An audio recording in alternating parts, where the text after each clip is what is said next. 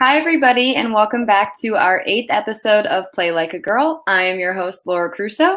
And my name's Gianna Cambria. I am also the host of Play Like a Girl, and I'm excited to say that we have another exciting guest this week. Of course we do. She is a sports reporter at WPRI 12 in Providence, and she's been working in the industry for a couple years now. So we'd like to introduce you to Rosie Langello.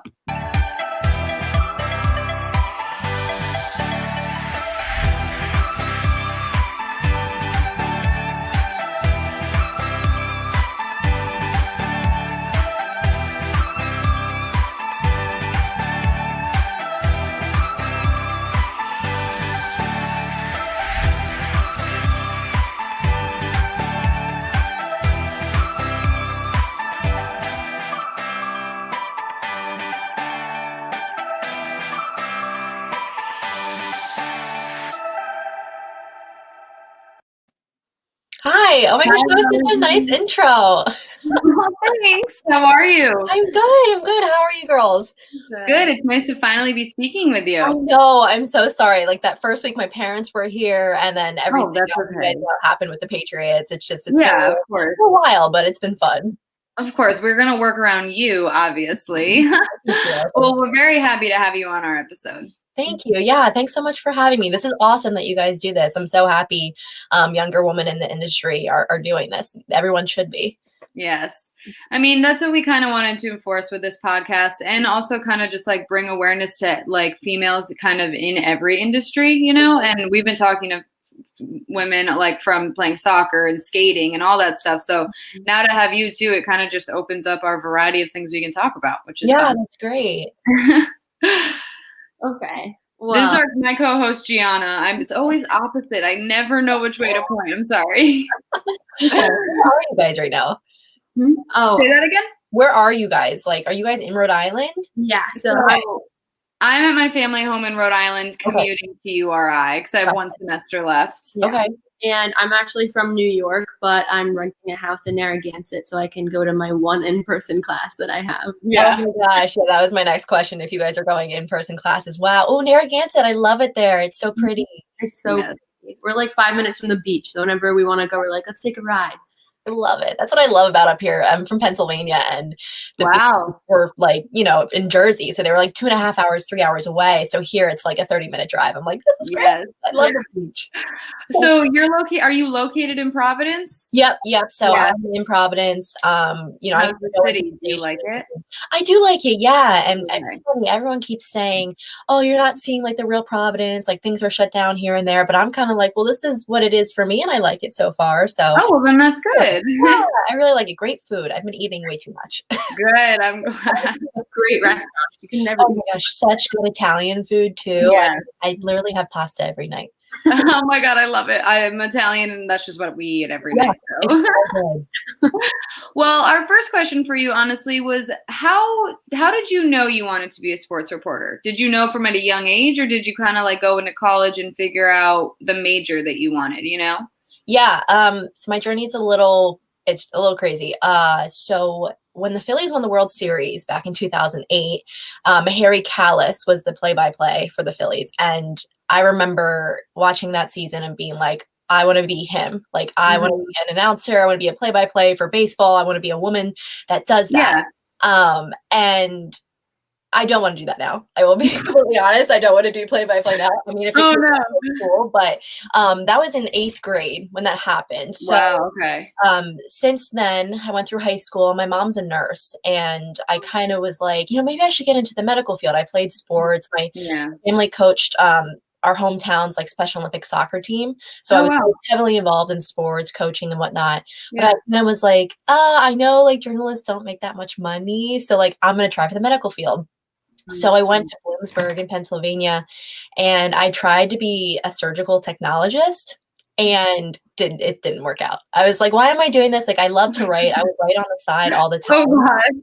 Yeah, it's a complete opposite. And I love sports. So I was like, you know what? Why don't I just switch my major? And I switched my major my senior year, and there was a big story that actually ended up popping up in Bloomsburg, and I covered it. And the video that I put out through Bloomsburg, like a lot of people were watching it, and I was like, oh, like this is I think I'm meant to do this. Like I worked on the story and the sports story. So I was like, you know what? I'm just going to do this. And I finished in 4 years. Thankfully, I kind of grinded it out my senior year. And ever since then, I was like, I loved the urgency. I loved the rush. And if I know sports and I like to write about sports, why not put it all together?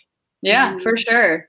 I mean, that's awesome. Gianna and I we're both in communications classes. She works for the 5 Cent Cigar and I'm on the Anchor Sports News Club. Nice. So we're both like heavily involved in the journalism communication side of it.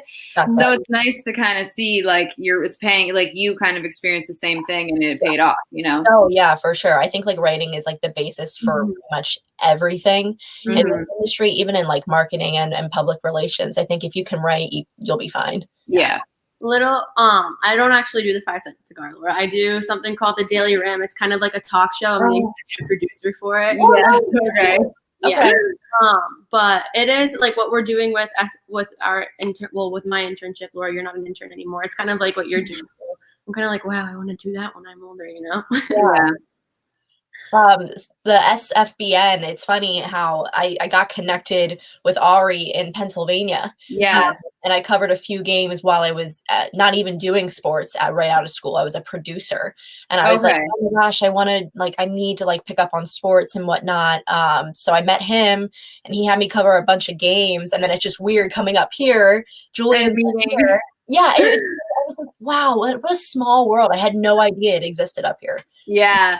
When I found out that we had like a little sister company in Philly, I was like, I should just go to Philly. Yeah. This is awesome. I have an opportunity to go somewhere else. You should. Yeah, they're great there. They cover, the basketball in Philadelphia is amazing, especially it's great. So you would have a blast there. What is it like to cover a story? What is your daily to do when you cover a story? So every day is different. Pretty much. We've heard that. Yeah, you can pitch stories. Or sometimes you're going to help photog, but it's always busy. I mean, and we're not even that busy right now because we don't have high school football. Yeah, so everything's not really in full swing right now. I haven't really experienced the full-time busy schedule up here, but back at my old station in Pennsylvania, I mean, every day it was like either you're covering a story, you're going out and getting highlights, you're talking to high school coaches, or you're going up to Penn State. Like, every day was different. And that's what I loved about the job. I love that I didn't have to sit there and be at a desk all day. Yeah, for sure. The only time I'm really at a desk is when I'm editing something, but I'm so zoned in that I'm just like, it doesn't even feel like I'm in a. Yeah, it's like a project at that point. Right, exactly. That's awesome. Every time you're editing, you get so zoned in. I know whenever I started, I'm like, okay, I can't stop until I'm done. Yes. Okay, you feel that way too? I'm like, it has to be perfect. Yes. And then when I'm done with it, I'm like, I can't look at it. I've watched it so many times. Yes. I never want to listen to my voice or see it ever again. Yeah. How was the communications program at URI? Oh, it's really, I love the Harrington School. Yeah. All of my professors are so incredible. They're like, there's not more than 25 people in a classroom. So your teachers really know your name and they like always call on you and they always want to include you in everything. And they like always make sure that you're comfortable with what you're doing. And if you need any help, they will help you no matter what. Like, I love it here. It's great. Okay, cool. Yeah, they are. They're very hands-on professors too. Cause my minor was kin and I noticed the difference between the kinesiology, professors. They're like, just get the work done, submit the work. These professors care about like you learning it and being helpful towards you too, which was really a change of scenery. And also I really liked when I added sports media and comm to mine too. Yeah. So yeah, the comm is really good at URI in my opinion. Cool. I haven't been there yet. I haven't been to URI.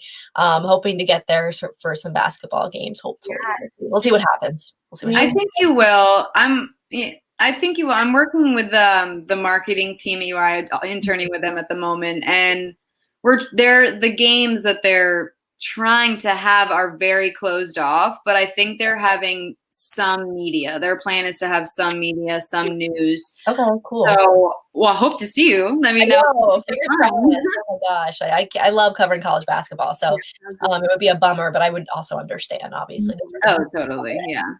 Well, URI basketball games are so fun. So hopefully in the future. Everyone's saying that.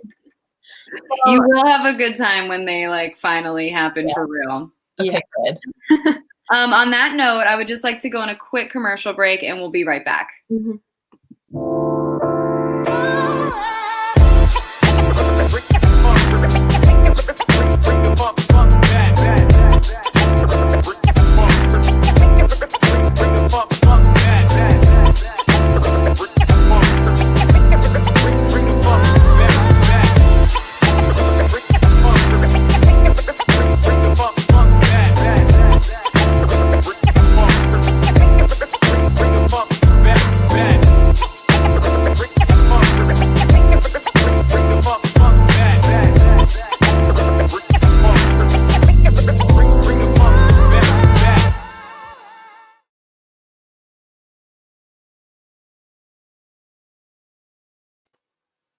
Welcome back, everybody, to Play Like a Girl, episode 8, with our guest, Rosie.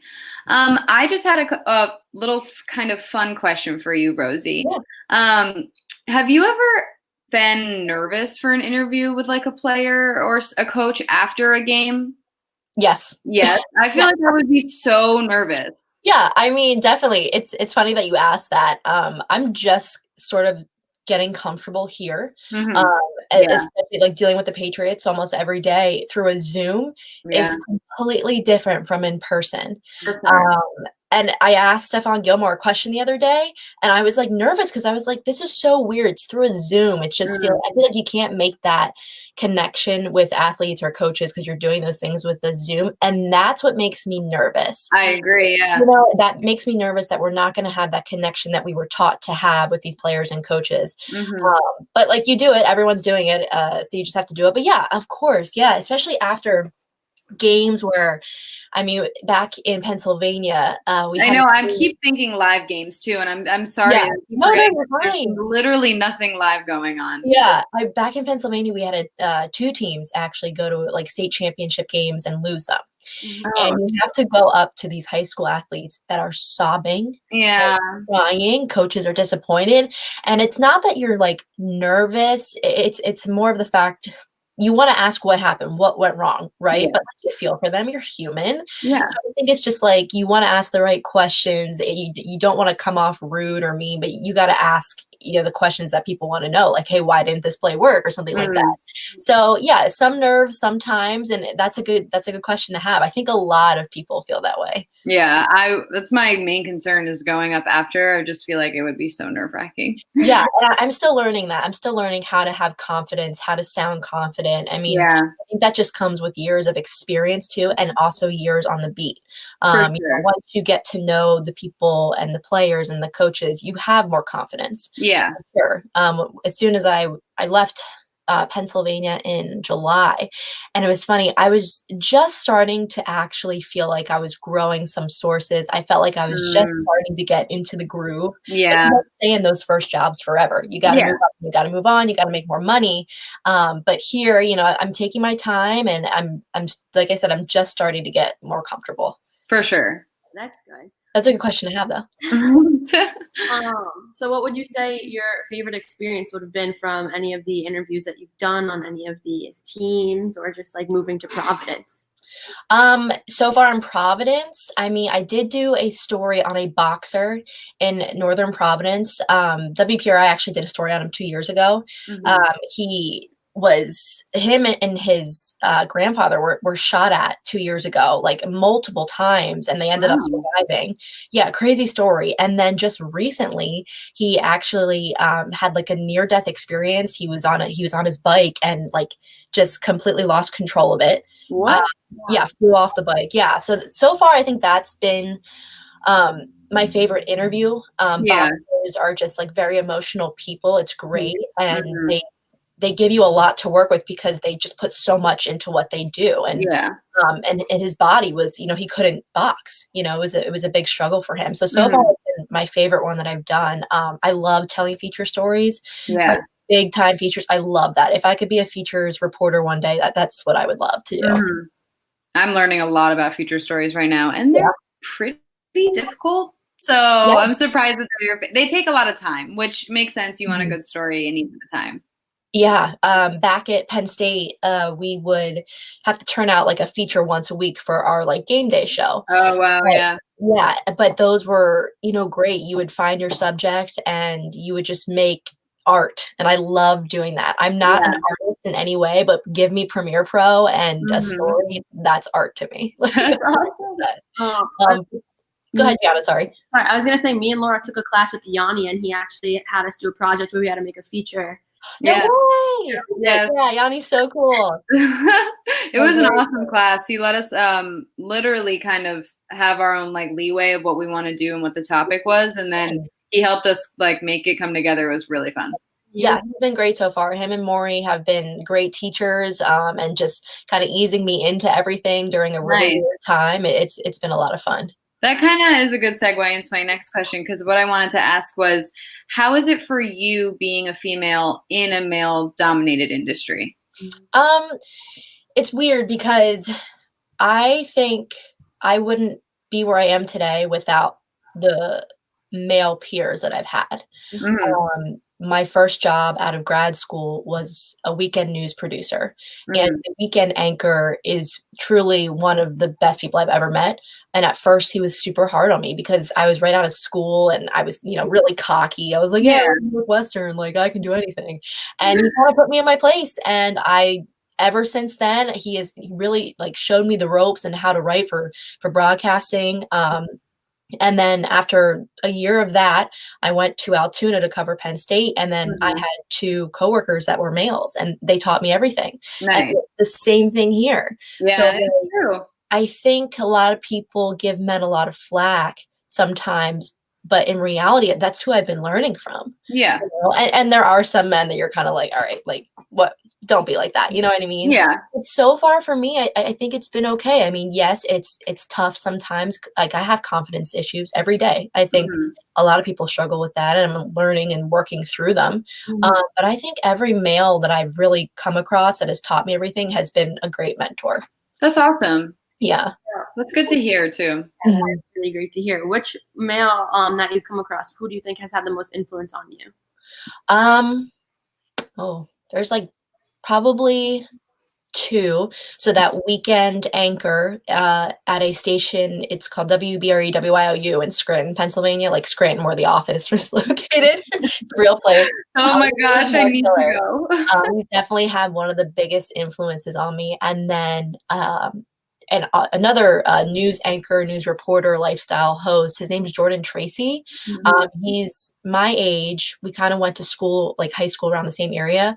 Just like his work ethic and the amount of time that he spends on his stories and kind of getting to know high school athletes and just putting so much effort into things that's really influenced me to do the same thing. Mhm. And it's so funny. He just texted me actually. Oh my But gosh. no, he really influenced me to just be a better reporter, a stronger reporter, and not let anything, just pass me by. So yeah, Nice. I would say those 2 guys have been the biggest influences on me so far. Yeah, that's great. Yeah, Yeah. that's good to hear too. Yeah. I had a guest speaker in one of my classes, not to go off too far, but she's a beat reporter for the Boston Globe, and she came in and my professor kind of asked the same question and was like, "How is it being a female?" And she's like, "Honestly, it hasn't been terrible. Like Mhm. I've had my experiences, but I definitely think that the more you talk about it, the more females that are involved, you kind of like set the standards as it goes." Yeah. No, So I it's completely really agree. nice to hear that you aren't getting really, really badly, like, treated or No, anything. not yet at least. Yeah, oh gosh, I hope not. You never know. I mean, you see the things Maria Taylor puts out and you're like, "Oh my god." Yeah, Like, I don't know. I mean, she is so strong. She has, just so much experience, and for yeah, someone to, like, say those things about her, I just and I have, like, what, 3 years experience, and I'm like, "Wow." I mean, people could say that to me any day of the week, you know? I know. But yeah, some people can be really mean. Yeah. For It's sure. I'm happy you haven't had to deal with that, though. Yeah. Some people are insane behind the screen. Like nobody cares what they're typing. Nobody cares what they post. Yeah. It's crazy. And Yeah. some fans are just, like, crazy fans Oh, Yeah. yeah. Yeah. to a certain extent, you know? So Yep. I wouldn't take it too personally. Yeah, and getting up here and kinda learning names, especially when the Red Sox were playing for a little while, I was up here just Mhm. pulling those baseball highlights and everything. I was like, "Oh my gosh, I can't get these wrong," especially with the Bruins too. Yeah. People thankfully, no one did, but I'm sure if the season was in, like, full swing and I got a name wrong, like, oh gosh, like, God Oh forbid. gosh. Yeah, yeah. That would have been so bad. Oh, yeah, yeah, yeah, the Red Sox, oh my gosh, yeah. But so I was gonna ask you how did you get to where you are today? What internships did you take after college? Yeah. How did you get to? So since I only was a journalism major my senior year at Bloomsburg in Pennsylvania, I didn't have like enough experience at all, I thought at least, to get a job anywhere, being a sports reporter. Mhm. So I went to grad school at Northwestern. and I did their year journalism program. Okay. So that was really beneficial to me, at least, because I didn't have any experience.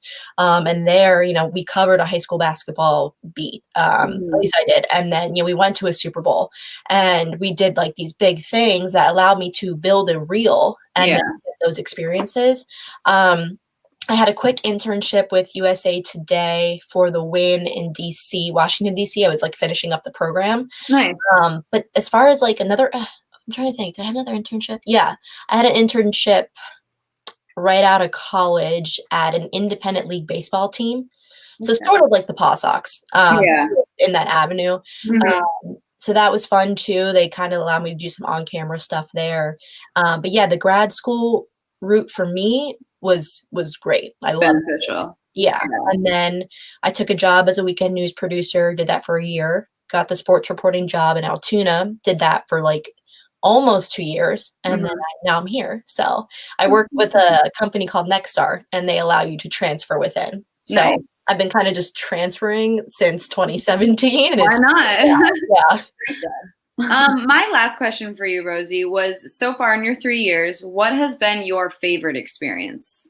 Ooh. If you can choose between.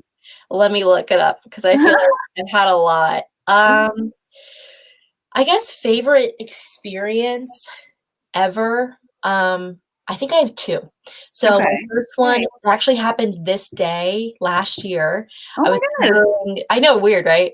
I was covering the whiteout. So it was Michigan versus Penn State. And in Beaver Stadium with that many people. And that was my second year doing it. But for my second year, I was on the field filming the game. And it's a completely different feeling than being up in the press box. And I look back at the video I posted today and I'm like, I have chills. Like, that was a crazy experience, just being immersed in that fan base, growing up, knowing how dedicated the Penn State fans were. I was never a Penn State fan. So it was really weird, like, being out there and being like, wow, like, those are crazy. It's nuts, yeah. It was cool. And the men's basketball team went on a crazy run this year. They were super successful after not being successful for many years. And they had a game at the Palestra in Philadelphia versus Iowa.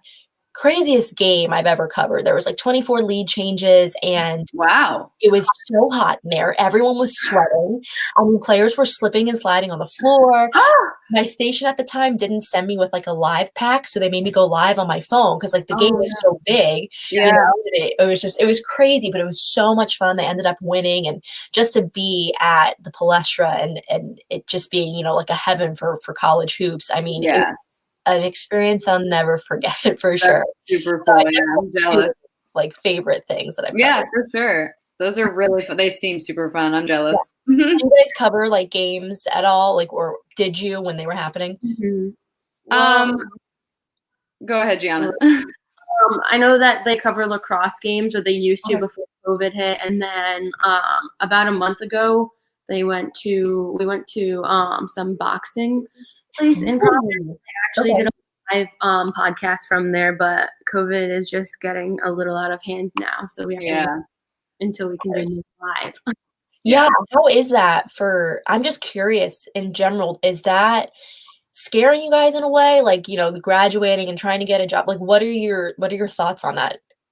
Well, I mean, Gianna has like full year school left, so she is like dealing with that at URI, and that is a crazy situation. But I'm home right now, and I am going to be graduating in December. So I'm applying for jobs at the moment and hopefully starting in January. But yeah, the jobs are slim. Yeah. But I mean, I have a little bit of time to keep working at that. So that's what I'm going to be doing. Okay. Cool. Yeah.